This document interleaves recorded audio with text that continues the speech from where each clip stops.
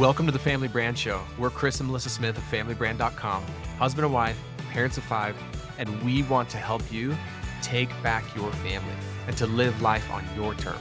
And we know being a family can feel really overwhelming. Parents tell us they feel like they're being pulled in a million different directions. It's so challenging to navigate the uncertainty and all the chaos that's happening in the world right now. And that's why we want to bring you every single week actionable tips and strategies that you can implement in your daily life to become a better parent, to become a better spouse, and to build a stronger family. And look, there's never been a better time and a more important time than right now to take back your family. You can define what your family stands for, or the world is going to do it for you.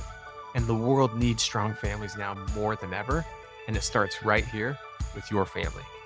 Hello, everyone. I really wish you were watching this live because you could see our ridiculous dog, She's a mutt. Pepper. How long have you had our dog, Pepper? Probably 8 years. She's a family favorite. We all love Pepper. And somehow she just drives us all crazy at the same time. She's very cute. She's very cute. She's like 11 pounds-ish. She's actually our oldest son, Tate's dog. I really do think she thinks she's a human, just the way she interacts. So she's here making an appearance on the podcast today. Melissa's one of those people that says they don't like dogs, but might love Pepper more than But here we are snuggling. anyone in the family. I just finished a sales training for one of our clients. And anytime a company goes through our sales training, we call it sales optimization. It's a very, intentional framework and a series of trainings we guide them through with curriculum and scripts. But I always, whether it's me or someone on our team delivering the training, we always start with kind of like these lessons we've learned about sales, these philosophies that kind of lay the foundation and the groundwork for everything that we're going to teach them. And one of the things that I always share is that my observation of the most successful salespeople, and I could also say this is probably my observation of just successful people in general, high performers, just successful people that you can count on, is that they are the most coachable, the most curious, and the most consistent. And that was actually kind of surprising to me when I first started coaching and consulting, specifically around our sales training, because I would have thought that maybe very successful salespeople wouldn't be as coachable. They might be a little bit like, hey, I'm successful for a reason. Why do I need to listen to you? I've kind of got it already figured out. What I found was the least successful salespeople were the ones who had that attitude, actually. Like, it's always been funny to me that whenever we're doing sales training with a company, and whether it's me or our team, they'll comment on this, that someone will come up and be like, oh yeah, I've been in sales for 5 years, 10 years, 15 years, 20 years. And they want to tell us how great they are and how much they know. And come to find out when we ask like the owner of the company, they're always like, oh yeah, that's one of our worst performing salespeople. Yeah, the people who want to talk about it the most and push back on anything we're teaching, or I don't agree with that, are usually the least successful salespeople. And also this kind of interesting observation as a little bit of a sidebar, but I think it's an interesting thought. I actually think that most of those people who say they have 5, 10, 15, 20 years of sales experience, they probably have like 1 year just repeated 5, 10, 15, 20 times. Like they haven't learned anything in a really long time. So that idea of just coachability is really interesting. And it's a principle that I really love trying to teach our children of, like, you want to be coachable. Like, so many doors will be open for you if you can learn to be coachable. And I think there is a little bit of a fine line with people, because I think sometimes people might hear that and think, well, so I'm not supposed to be confident. It's like, no, you can be very confident in who you are and what you know, and still be open to the idea that there's a lot I don't know. And one of my favorite quotes around this is the difference between the master and the student is that the master has mastered the art of always being the student. So one could say mastery is actually just always being the student. So that's a little bit on coachability. Then the curiosity is these really great salespeople, they're just so curious. Like when we do in-person trainings, they sit up front, they take notes, they participate, they ask questions. Even when it's over, like even when we do the training virtually, you can tell they're super present, their camera's turned on, they're just super curious and ask so many questions. And you would think that they've never sold anything. And again, like, could we foster a sense of like curiosity in our homes and with our children, and to me, that idea of curiosity is like endless progression. There's no such thing as like I could always get better. There's no such thing as like, I've gotten as good as I can get. Like, no, I can get better. I can improve. And then the last one, the consistency, and that's what I really wanted to talk about today. Melissa and I have been talking a lot about this because consistent is the frequency that we landed on for our family this year.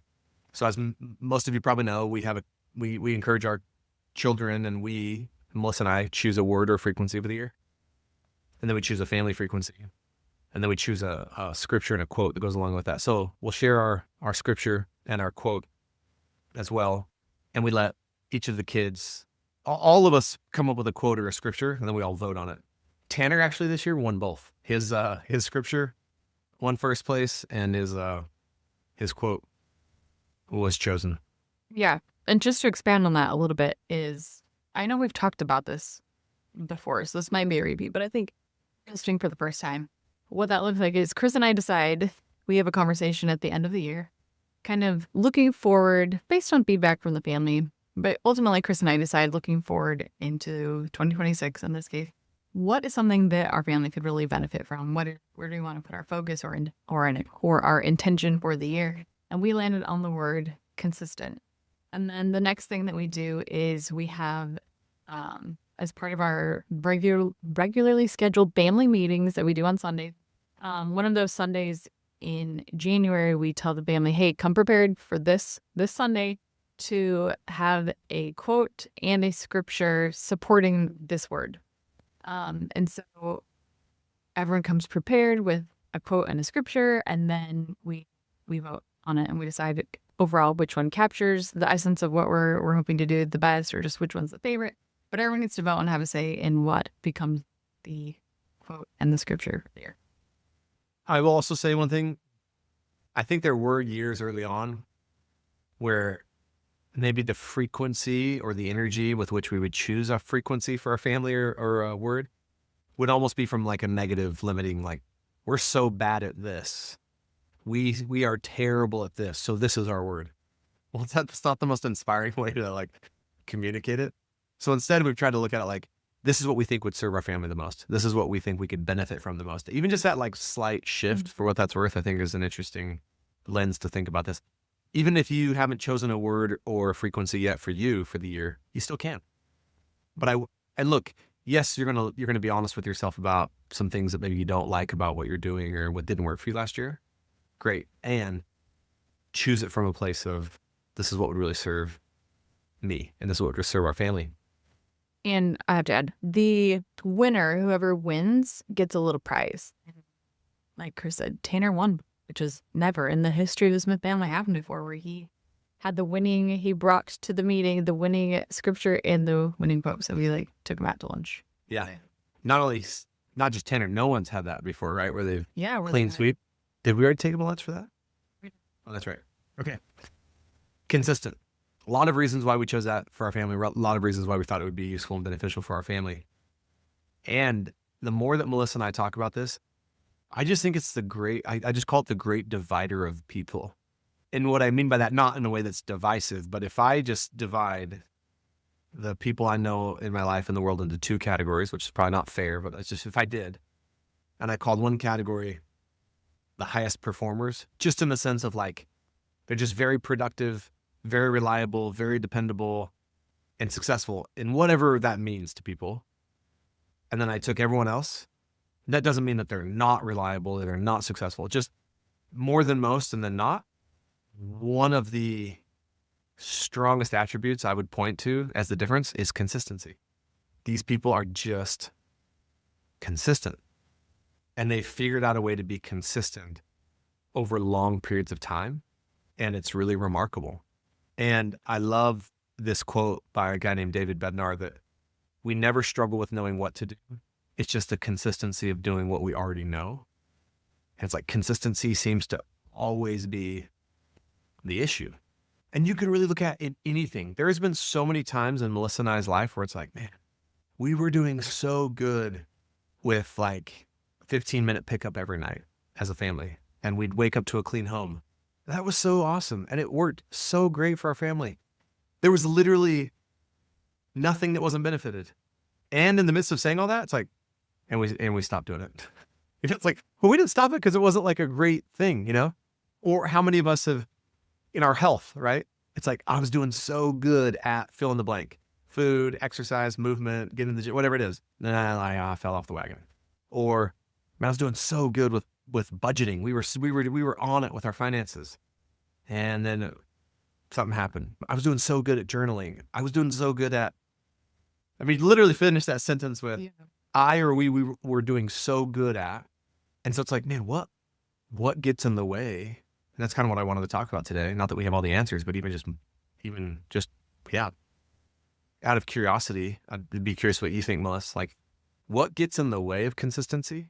And then what do we, what can a person do about it once they have, quote unquote, fallen off the wagon or gone off track? So This is good because it's February now. And, statistically, they say that by February, times people have fallen off the wagon. So yeah, if this is meeting you there, this is a good conversation. which, by the way, our scripture that Tanner suggested in 2 Timothy 4:7, I have fought a good fight. I have finished my course. I have kept the faith. So Tanner thought that was a really great representation of just like consistent, and we thought it was as well. His quote, "Success isn't owned, it's rented, and the rent is due every day." And there you have it. Our quote in scripture for 2026. For consistent family. So yeah, Melissa, what do you think? What for you do you think, or have you just observed when you find yourself saying, I was doing so good at, what was the thing that had you stop doing the thing that was actually working for you? Or that you just were like, that was important to me and I stopped doing it? I think a lot of times, this is the first answer that comes to mind, is that we just get busy. And, going back to your example of the 15-minute pickup, that there have been phases of our lives where every night before bed is part of like a bedtime, hey, brush your teeth, we'll pick up the house. We call it the 15-minute pickup or 10-minute pickup, depending on how cluttered everything is feeling. But I think when we don't do that, it's because maybe we've gotten busy. Like maybe we're getting home late from activities or games or whatever it may be. So I think busyness can sometimes just derail you. And then that can spill over the next day too. Like I don't maybe we get to bed late and then I don't get up for the gym like I wanted to, or, whatever else I wanted to journal in the morning or whatever you want. So that's an answer. Can I say something about that?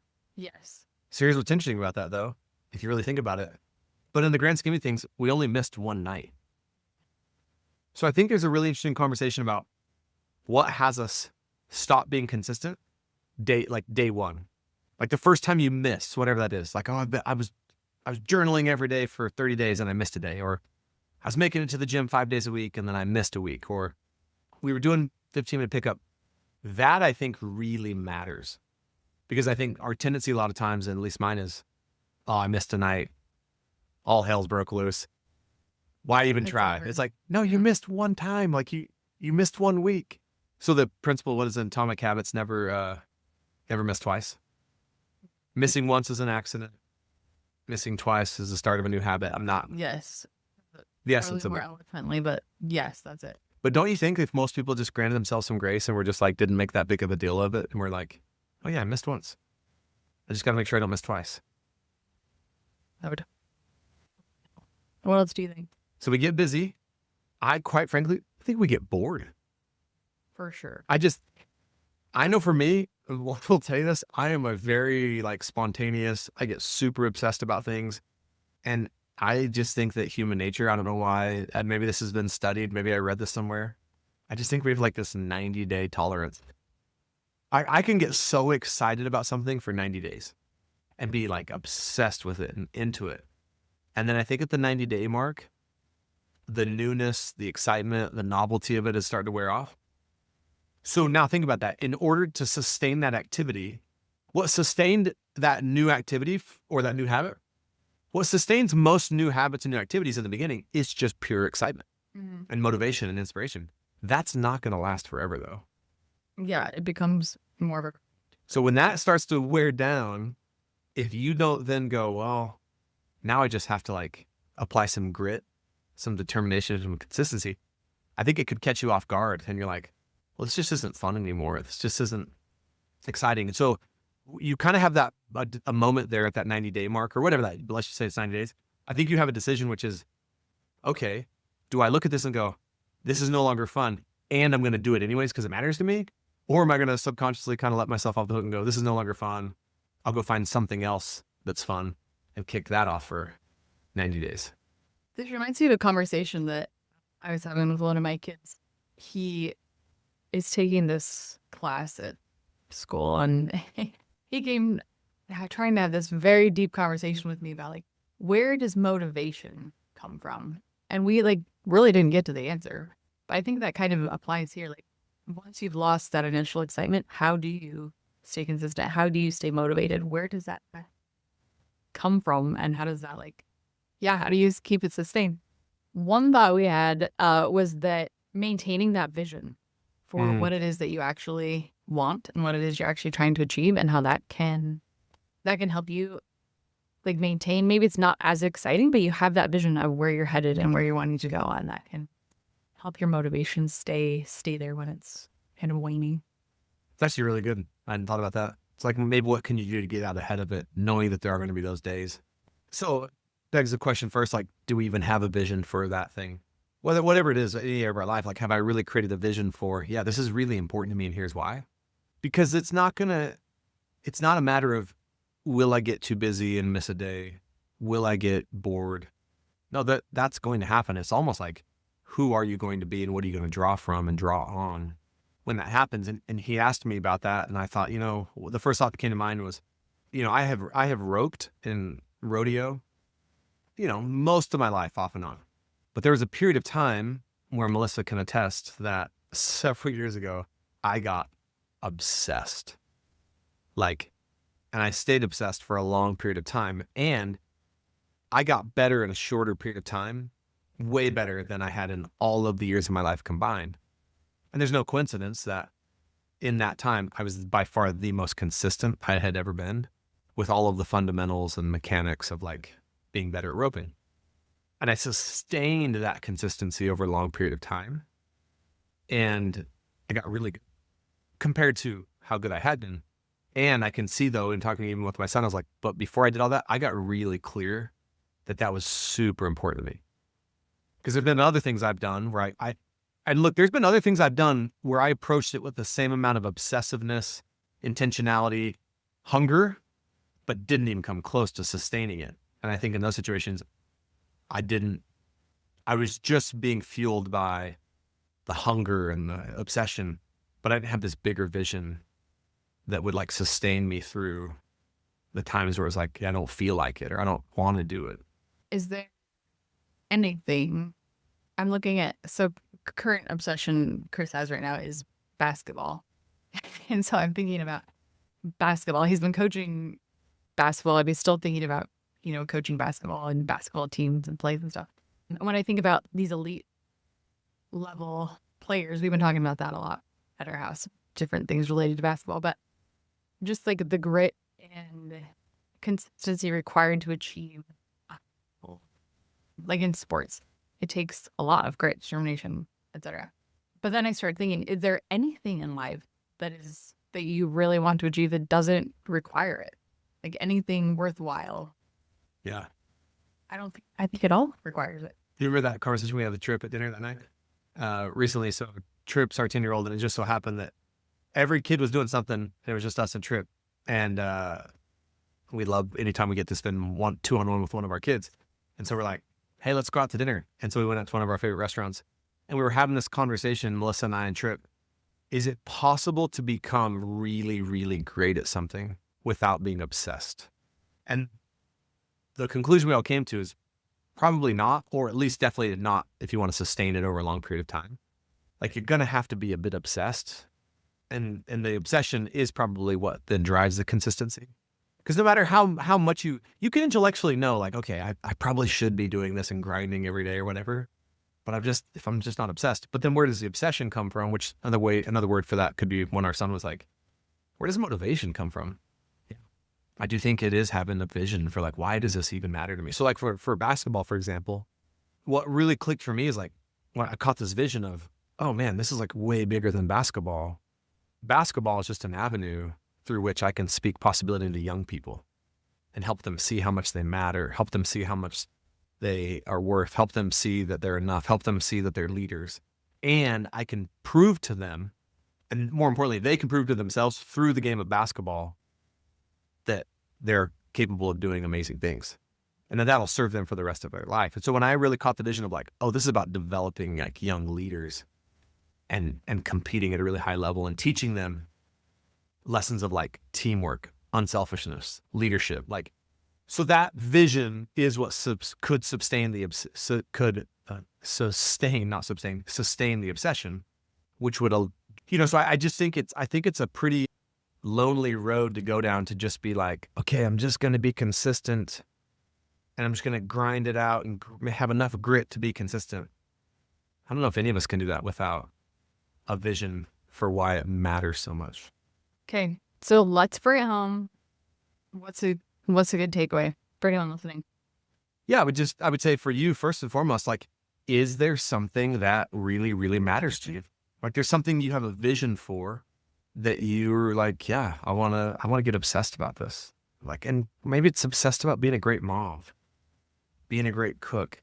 I'm obsessed about like building these kind of relationships, like, or my business or whatever it is.